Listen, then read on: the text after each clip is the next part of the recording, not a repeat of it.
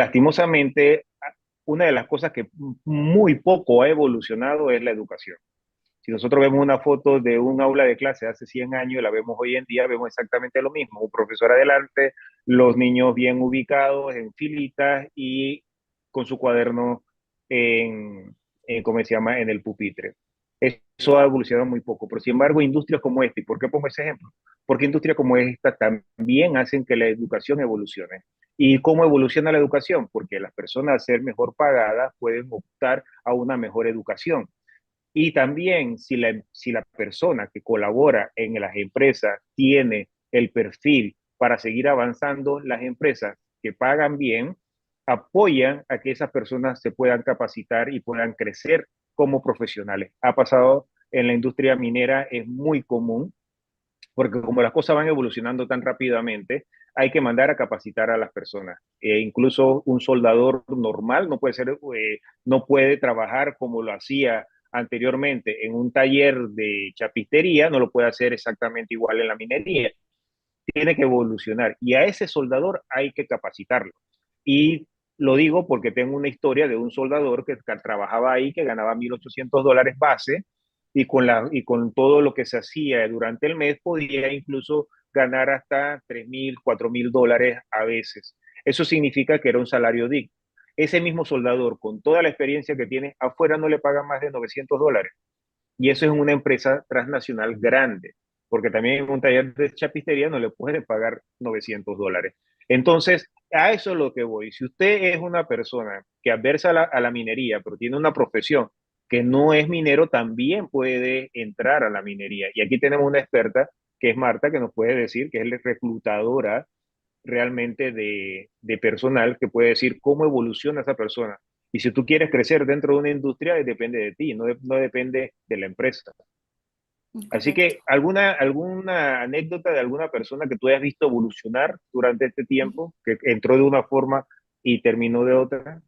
Sí, sí, tengo casualmente un chico que empezó sin saber nada como ayudante general y él poco a poco se adaptó con los chicos que tenían más experiencia y ya viendo la evolución de él, se le paga entonces la certificación, fuimos poco a poco educándole, le fuimos dando lo que son todas las normas que se tienen que saber porque eso es importante que lo tengan que Claro, conocer para una industria que no se habla de ello, pero cada una de estas personas tienen que capacitarse en el tema de seguridad. Y por lo menos una de las cosas que más admiraba en esta industria era ese esfuerzo o cómo decirles, esas normas o es la forma estricta que ellos trabajaban para solicitar estas certificaciones y no solo eso, sino que certificar de que la persona esté bien, valga la redundancia, certificada. Entonces, al final, ellos se manejaban de esa manera y estos chicos buscaban la manera de evolucionarse, certificaciones le pagamos de soldadura. Él fue soldador. Principalmente inició como ayudante y bueno, continuamos con el tema de soldadura y no pude continuar con él porque al final no era el mismo salario. Así que ese es el tema de estas situaciones, ¿no? mira tú, no, y es lo que sucede con muchos también.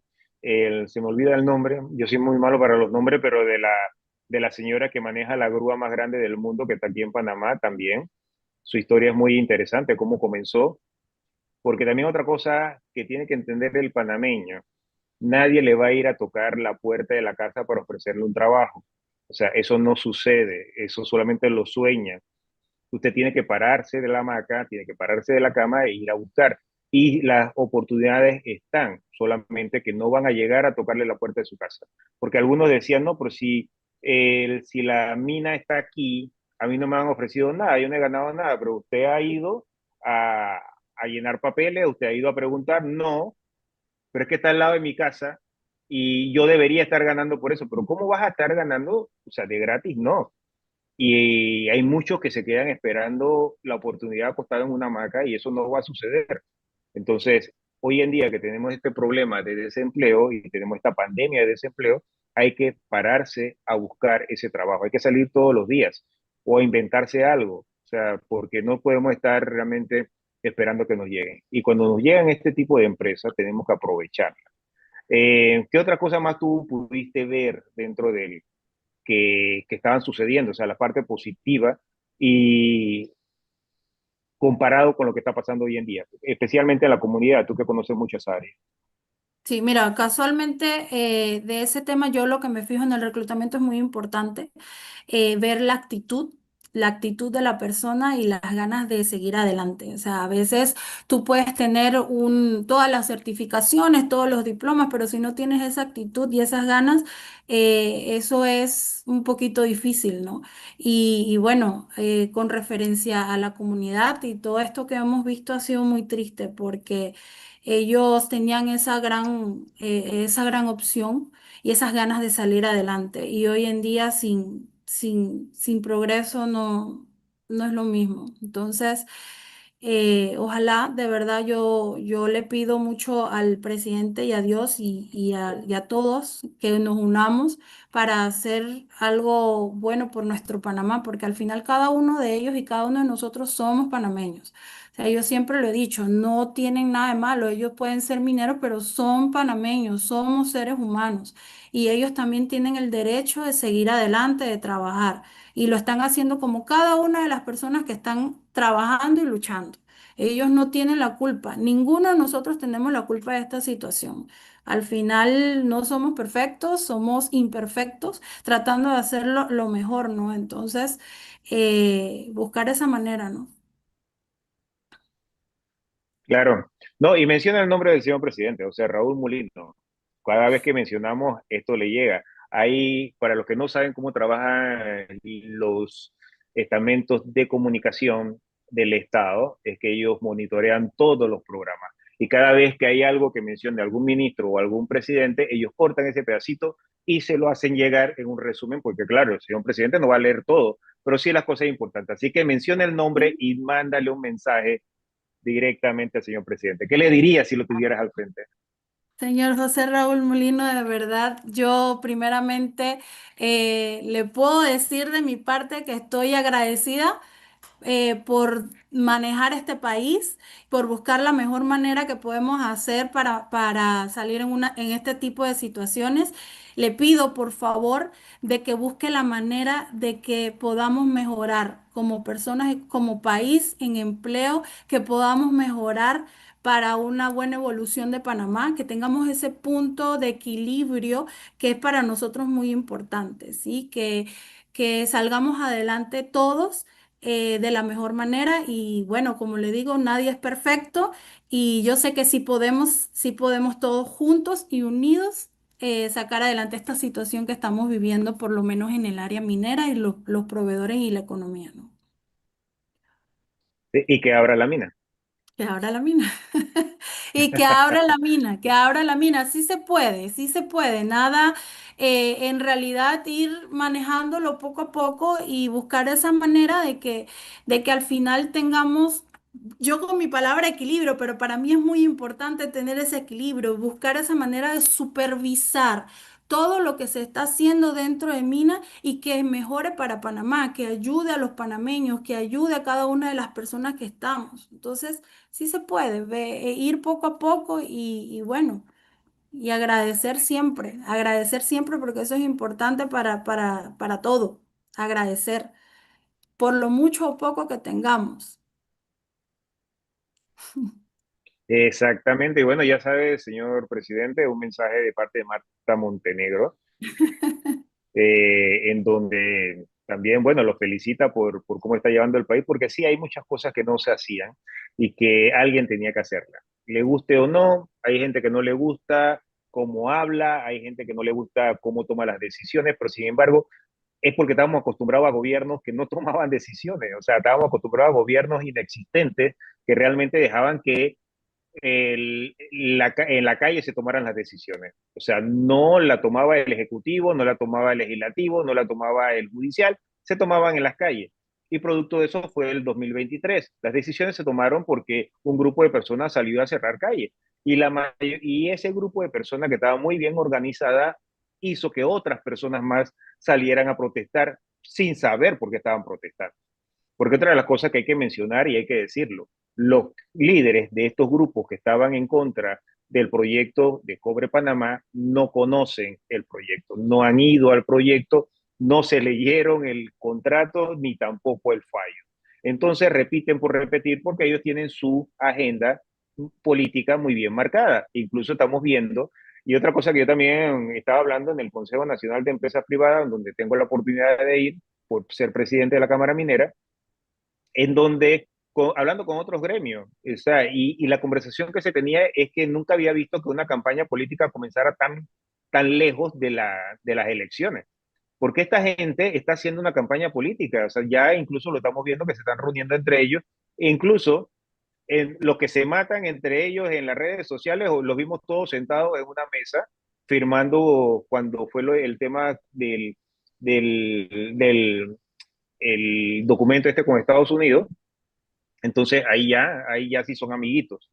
Ellos tienen una agenda política, ellos buscan realmente llegar al poder en algún momento, lo que sí tienen es mucha paciencia, pero lo que nosotros no tenemos que permitir es que eso pase. Y lo que pasó en el 2023 es una muestra de eso, de cómo realmente una avalancha de mentiras puede lograr que se muevan muchas personas y que entonces puedan mover la balanza hacia la parte negativa cuando no se tiene un gobierno que realmente tome decisiones. Entonces, por eso que en algunas cosas sí le doy la razón al señor presidente, no en todas, hay alguna cosa que no estoy de acuerdo, pero sin embargo sí le doy la razón de que comienza a tomar decisiones porque veníamos de varios gobiernos en donde eran totalmente inexistentes y las decisiones se tomaban en la calle. Cerraban calle, tomaban decisiones. O sea, y Así es. mientras no, entonces miraban para el otro lado. Aquí no podemos seguir cerrando calle para que se tomen decisiones. Si tienen una propuesta, preséntenla, eso es todo. Y susténtenla, pero no sustenten algo que no tienen por el simple hecho que no, como el hecho de no a la minería. No a la minería no dice absolutamente nada. Susténtame por qué. ¿Por qué no? Porque los que estamos del lado de acá, que estamos a favor de la minería, te lo podemos sustentar. Entonces, Así tú que es. estás en contra de la minería, susténtalo. Pero susténtalo con pruebas, con datos, con estadísticas, con estudios científicos, no con frases bien elaboradas como no a la minería mata, etcétera, etcétera, etcétera. Eso no dice absolutamente nada. Entonces, ¿qué otra cosa? Yo vi que estuviste en la marcha también. Háblanos un poco acerca de esa marcha, porque Excelente. en realidad yo tengo mi percepción de la marcha, pero me gustaría que contaras tú la tuya. Mira, excelente, muy contenta, la verdad, porque pudimos demostrar que sí se puede marchar, sí podemos dar a conocer nuestras inquietudes de una forma tranquila. Y yo estoy segura que todo el país lo vio, incluso el presidente, y pudimos ser voz unidos para que se diese a notar. Entonces, eso iba a decir, o sea, yo no juzgo a las personas que dan huelga. Ellos tienen todo su derecho, como nosotros también. El problema es de que empieza la violencia, empieza a cerrar las calles, entonces no podemos salir adelante. Sí se puede demostrar. Y miren, la familia, éramos una familia, que ese es otro punto. Al final, cuando nosotros tenemos nuestro trabajo, viene siendo una familia también, porque vivimos todo el tiempo. Y ahí es donde vemos a los niños y todos porque estamos siendo perjudicados y podemos alzar nuestra voz de una forma tranquila y en paz y demostrar. Es más, miren cómo es la gente que al final...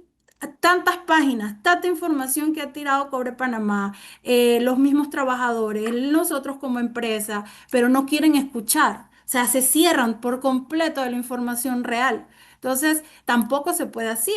Hay que entender que todo esto tiene que evolucionar, ¿no? Entonces, definitivamente, volviendo al tema de la marcha, encantada y feliz de verdad estar con todos ellos y esperando que eso pues pueda darse a escuchar al mundo de que somos panameños, al país, que es la Sí. situación que estamos viviendo. Algo que viste en la marcha que te llamó la atención, que nos Me puedas llamó la contar. atención, me llamó la atención, me llamó la atención, es que todo, definitivamente todo, como de corazón ellos eh, iban unidos.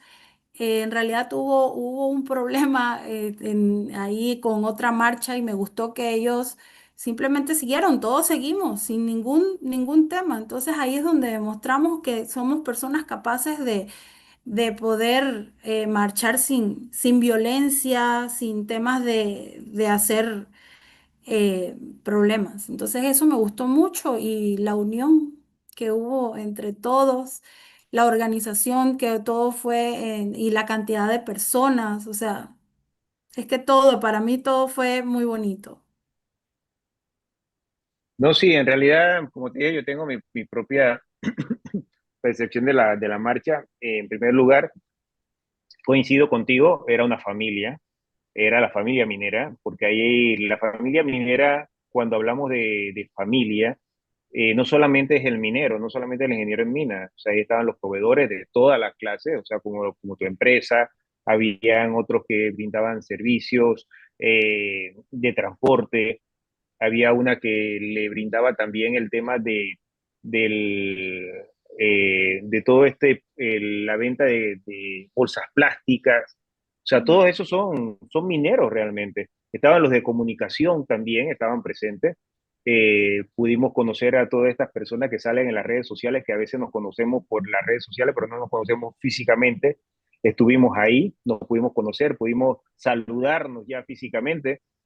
Hay un dato, José Armando Palma, que tengo muchos años de conocerlo por teléfono, también por las redes sociales, nos vimos por primera vez en la marcha, o sea, y no habíamos Mm. caído en cuenta. Y a tal punto que es tanta la familiaridad que no nos habíamos dado cuenta que no nos conocíamos físicamente. Entonces, son las cosas que suceden cuando se hacen este tipo de actividades, porque es ahí donde realmente uno conoce a las personas que realmente están comprometidas y otras que las personas que son de verdad, que no solamente son de las redes sociales, porque es muy fácil mandar mensajitos acostado en la cama todas las mañanas y en las noches, pero sin embargo salir a caminar y salir realmente a pedir empleo y a pedir un mejor Panamá, eso muy pocos lo hacen.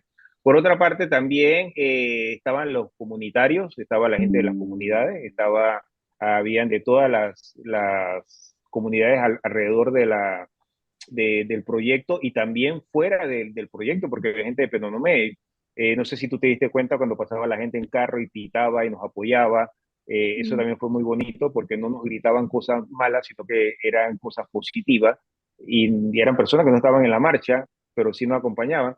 Otra cosa que me gustó mucho también fue la organización y hay que felicitar a los organizadores porque en ningún momento el tráfico se paralizó y pueden verlo en los videos. O sea, siempre estuvo fluido el tráfico. Y eso es muy importante porque en realidad no se pueden hacer manifestaciones positivas, en este caso pidiendo empleo, sin perjudicar a terceros. Por otro Mm. lado, me están preguntando aquí por el topón. ¿Tú estuviste en el topón cuando tuvieron? Sí, sí, ¿Qué nos sí, sí, puede sí, decir ahí de es. ese, de ese? Sí, a mí me dio miedo, honestamente. Me dio temor al principio. Yo, ay, Dios mío, ¿en qué momento estos muchachos van a devolver algo? Pero no, la verdad es que muy orgullosa me sentí de que todo fue muy tranquilo. O sea, al final no hicieron caso. Los policías, de verdad, muy agradecida también con los policías que nos ayudaron, no permitieron que se fuese más allá de ello. Y sí, muy de miedo el topón, pero no, al final demostramos que sí podíamos y que somos capaces de poder seguir sin darle cuerda a eso que querían, por ejemplo, y cosas que decían que en realidad mejor no escuchar y ignorar esas cosas porque nosotros sabemos lo que somos y al final eso es lo que vale. O sea, nosotros somos personas trabajadoras, luchadoras, que queremos es el trabajo y sin empleo aún así estamos haciendo la huelga porque queremos el beneficio, queremos el progreso y queremos trabajar por cada uno de nosotros. Pero sí, sí, Claro. sí. Y mira, acá me mandan una frase fue Camilo Nariño, presidente de la Cámara Minera de Colombia, que lo tuvimos la semana pasada aquí también como Ah, expositor, y él dijo algo muy importante también. Ya esta discusión de que si se quiere o no se quiere minería en el mundo, ya eso ya pasó, o sea, ya esa pregunta ya tiene respuestas y ya las solucionaron. O sea, en Panamá nosotros tenemos que ponernos a la vanguardia a nivel internacional y no estar peleándonos entre nosotros si hacemos o no hacemos minería. Ya la pregunta no es si hacemos o no hacemos minería. La pregunta es cómo la vamos a hacer. ¿Y cómo la vamos a hacer? La vamos a hacer de forma responsable, cumpliendo con todas las normativas ambientales, sociales y económicas, cumpliendo con el Estado, por supuesto, y también aportando ese granito de arena como profesionales para poder ir creciendo y crear otros profesionales más para cubrir todos estos puestos de trabajo. Si habían extranjeros trabajando ahí, era muy poco, el 91% ya se demostró, según el Ministerio de Ambiente, eran nacionales. ¿Eso qué significa? Que muchos nacionales se prepararon y se capacitaron para poder llenar los puestos de trabajo que no se tenían anteriormente aquí en Panamá. Y eso es parte de tu trabajo también, y hay que felicitarte por el trabajo que están haciendo ustedes, no solamente de reclutar, sino también de capacitar a las personas. Porque ese panameño que comienza como ayudante general puede llegar a ser incluso el gerente país, si se lo requiere. Si se lo requiere, ¿por qué? Porque estando ahí se puede ir moviendo, se puede ir a estudiar. Como había muchos estudiando en el extranjero, si no me equivoco, 60 jóvenes estaban estudiando en el extranjero que tuvieron que regresar y 150 en el centro de capacitación de Coclecito, que también estaban ahí capacitándose. Además también de un programa que a largo plazo iba a capacitar a 6.000 estudiantes de la Universidad Tecnológica. 6.000 es muchas personas. Y también había un programa para recibir a 500 personas de su primer empleo una vez que se aprobara el contrato, porque no se pudo realmente